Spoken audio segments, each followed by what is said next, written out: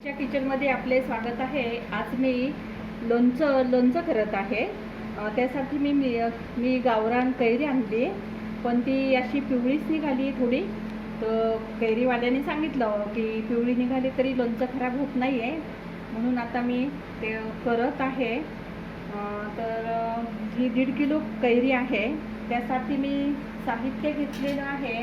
हा पहा, केप्रचा मसाला घेतलेला आहे, कैरी लोणच्याचा मसाला। 1 किलोला 1 हे प्रमाण आहे।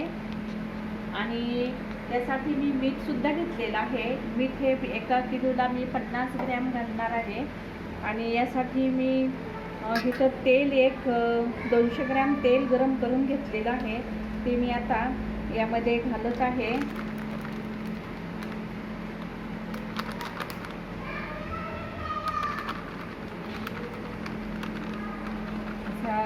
मिरचीचा रंग असा लाल मस्त छान आलेला आहे।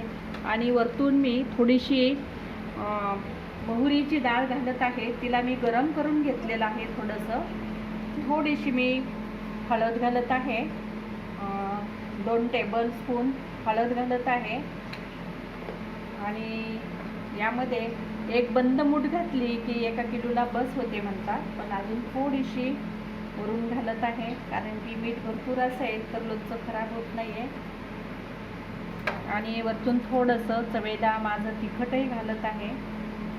आणि हे थंड झालेलं तेल आहे, हे तेल मी याच्यामध्ये घालून घेते। तेलामध्ये मी लवंगा आणि मेथीदाणा घातलेला आहे।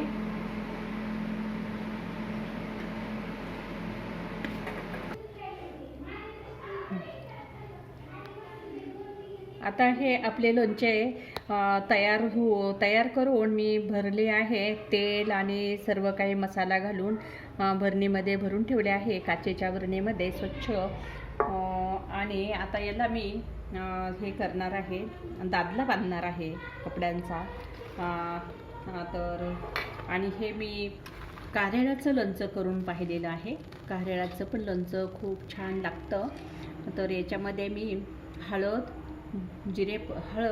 मोहरी पावडर आणि कारळं भाजून बारीक करून घातले आहेत अर्धवट, आणि तेल घातलेलं आहे। असं हे लोणचं छान झालेलं आहे। तुम्हीसुद्धा असे लोणचे करून बघा। आणि आईच्या किचनला लाईक करा, शेअर करा आणि सबस्क्राईब करा, आणि बेल आयकॉनचे बटन दाबायला विसरू नका। धन्यवाद।